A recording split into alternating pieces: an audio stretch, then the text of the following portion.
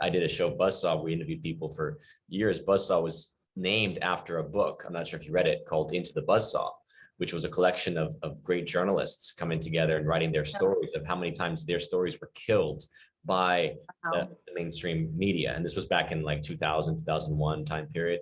And there was people like Gary Webb and many others, right, who were trying to expose something and just having basically their lives destroyed, their art, obviously their articles spiked, but just the overall. You did that? You read that? Gary Webb did that before he died?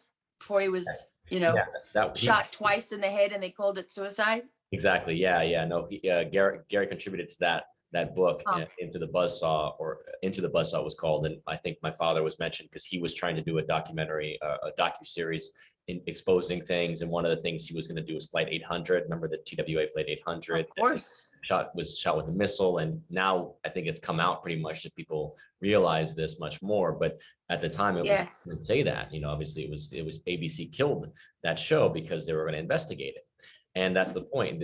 There is this class, and I think I would love you just to talk about your experiences with what that really looks like. A lot of people talk about the CFR, the power of the establishment, the hub of the establishment being the Council on Foreign Relations. But how do you see the sort of the editor class and the sort of the thinking that goes into what is allowed to be shown to the American public, where the focus of the attention is? I always say when the media is focusing on something, you pretty much know there's it's like if an event happens, it may or events happen all the time, but why does the media pick up on something and focus so much energy and attention on it? You know that they're pushing an agenda. It's a very interesting question, Sean, because to me, there's no simpler and more obvious example right now than Ukraine, right? But I've never seen anything like that. I mean, maybe I just wasn't aware of it as much because I was so caught up in the reporting. And, as you know, when you do real reporting, it's hard work, right?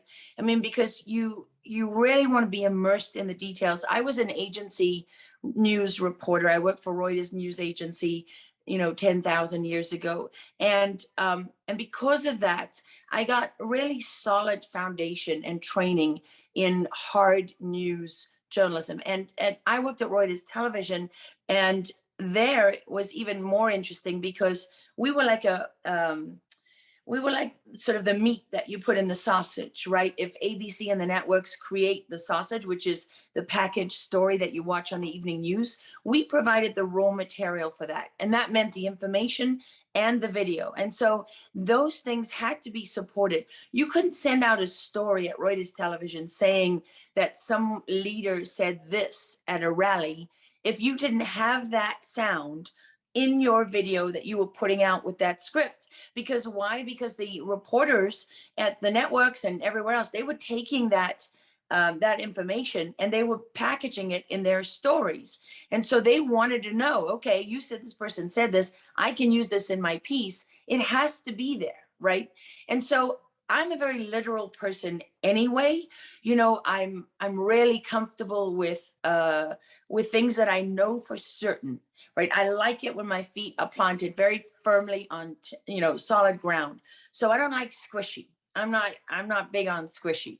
And so I really liked working at a news agency because we had to be there. We had to know what was happening. And you did even better if you could anticipate what was happening. So how do you anticipate what is going to happen next? Well, none of us are prophets, right? But what you can do is based on knowledge, based on the whole context, the whole picture, based on good sources, based on what you've done before, i.e. what's happened before. How did I learn that? Well, I joined the news agency game pretty late compared to some of my colleagues. There were, amazing photographers like Willy Rebecca, who ended up taking his own life, and Dinky Mkize, who was a Zulu guy I worked with from the very beginning, Frank Hualani, Tuboy, and his brother Milton Nkosi, who both worked at German TV and the BBC. I mean, Judah Ngwenya, who was a stills photographer for Reuters. These are Africans, right? Many of them Zulus from different tribes and different places in South Africa. The people that I worked with, they they were extraordinary. I mean, they were brave and they were knowledgeable. Some of them, Frank didn't even know really how to read and write when he first got started. But these were people who knew the terrain like the back of their hand. And if you wanted to know and understand, I mean, Frank had the lowest education level and the least amount of skills of anybody on the team. But there was nobody in the entire foreign press. If I wanted to call and find out, was there any news at that press conference? Did they say anything at that rally? Is there going to be violence? Do we need to stay? Do we need to go? Where do we need to be? If I wanted the most insightful read on what had taken place, I would call him. And he was a sound man, right? Because that was sort of lowest on the totem pole for the television team. And he was absolutely brilliant. One of the smartest people, still one of my best friends in the entire world to this day. And that's a long time, right? Because what was I, 21 and I'm 51 now, 30 years. Wow, 30 years. And he lives in a village now in the middle of nowhere in South Africa, you know, just trying to survive like many other people after the economy has been decimated by COVID or by the response. So I say all of this because when you're on the ground like that and you're so focused on understanding and getting it right, and then having the ability to zoom out from that and put it in a broader context. I mean, reporting is just telling someone what happened, but real journalism, you know, who was amazing at this was Jeremy Bowen from the BBC. Jeremy had a sort of an almost uncanny ability to take any situation and put it in its broader context. So whether that be a historical context or a recent historical context or a broader global context and so on and so on, that's what gives you the depth to your reporting, right? It's that depth to you as a person. And so you're not just chasing one headline after another or, you know, some dramatic soundbite. Like media used to love putting Ian Paisley from Northern Ireland. Everything Ian Paisley said, they would put on television or in the papers or they'd write about because everything he said was so sensational. But Ian Paisley really was a fringe leader in Northern Ireland. He did not have a lot of support.